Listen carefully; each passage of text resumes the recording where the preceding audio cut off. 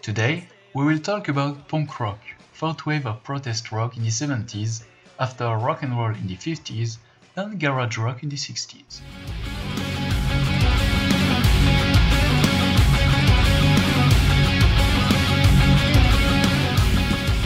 At time, The Clash and the Sex Pistols in the UK and the Ramones in the USA perform a music issue of garage rock, nicknamed later proto-punk. This punk rock is a part of a triangle with pop rock and progressive rock, where the genres oppose themselves. Pop rock is very popular, in the opposite of punk and prog is very complex, in the opposite of pop rock and punk rock. Punk rock also born of rockers that want to break with pop and prog rock. The music is fast and violent, the songs short, the game is simple and the lyrics are about politics or anarchy. It's also the beginning of the independentist movement with the do-it-yourself bands. We talk here of recording and packaging. First wave of punk rock was passing. Indeed, from the 80s you've got post-punk, hard rock punk, ska punk and psychobilly, and in the 90s folk punk and pop punk. You've got to horror punk, a shock rock for punk public. I remind you that shock rock is a style of rock marked by shocking facts on stage. Anyway, punk rock, it's something, as said with heavy metal inherited of rock and that gave himself a lot of styles, punk rock influenced a lot of styles too, including grunge, emo, indie rock and some styles of metal fusionating heavy metal and hard rock punk, thrash metal and metalcore as examples. Hardcore punk also fusionated with some styles to create funkcore, rapcore, skacore. Okay, I stop there. But let's hear these derivation styles of punk, we'll talk about it later. Let's see big bands that pioneered British punk rock of the 70s. The Clash formed in 76 in the UK, and after only 10 years of career, the band is still a reference. Sometimes influenced by American rockabilly, sometimes by reggae, it's punk rock led by its guitarist and singers Joe Strummer and Mike Jones, and bassist Paul Simonon is unique. The band's first album is released in 77, eponymous album containing the hit White Riot. In 78, 9, 80 and 82 are released Given Enough Rope, London Calling, Sandinista and Combat Rock that contain the great song Should I Stay or Should I Go. Their sixth and last album, Cue the Crap, has been released in 1985. The Clash produced very good songs like This Is Radio Clash and the others I already talked about. Two albums are famous, double album London Calling and triple album Sandinista. It's the end of the band in 1985 with tensions in the band and exclusion of Mike Jones.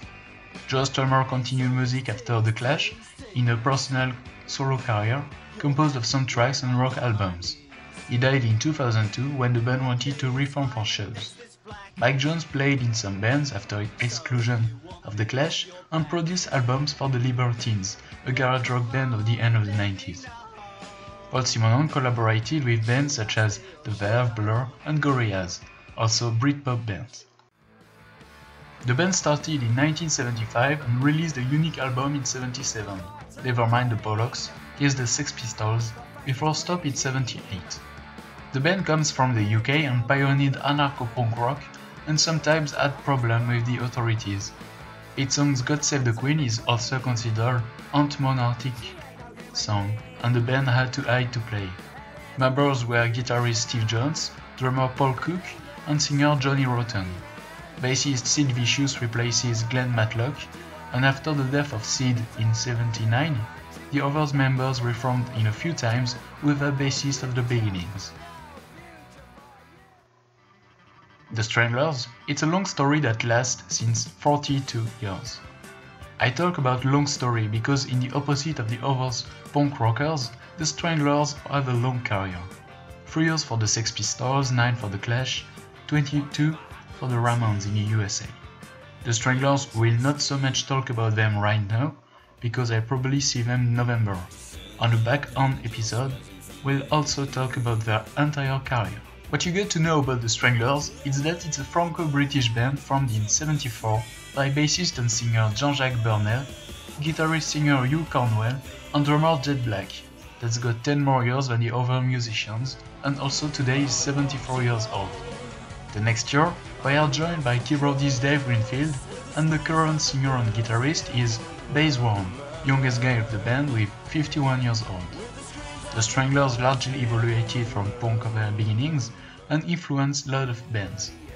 By the way, if there is one thing new that differentiates the band from the other punk bands, the Stranglers are gifted musicians. I mean, of course the Clash, the Sex Pistols knew how to play, and also play good, but they had no real musical education like the bands that play other styles. Music theory, all these things. Anyway, that was the case of the Stranglers, and we can feel it in their music. And by the way, that's why there is keyboard in the opposite of most punk rock bands of the 70s. Moreover, the band's music dured often more than 3 minutes of punk. Anyway, the Stranglers, it's very great, and we'll talk about them soon. The Damned, one of the first British punk rock, is also the band that influenced Joy Division's and Cure's gothic rock. The band released 10 good albums from Damned in 77 to So Who's Paranoid in 2008. The Damned is a great reference in punk rock.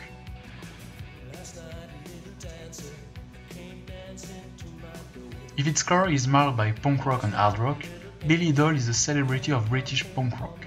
He started as guitarist in punk rock bands Siouxsie and the Banshees in 76 and Generation X in 77. In 81, the band stops and Billy Idol goes to the USA to start a solo career with lots of successes until 93. Billy's register is also on its 4 first albums the punk rock tainted hard rock, and in 93, on Cyberpunk, he tries an electro rock fans didn't like. He played in Thieves in the 90s and could have played the bad Terminator in Terminator 2 against Arnold Schwarzenegger, but a motorcycle accident made him miss this chance.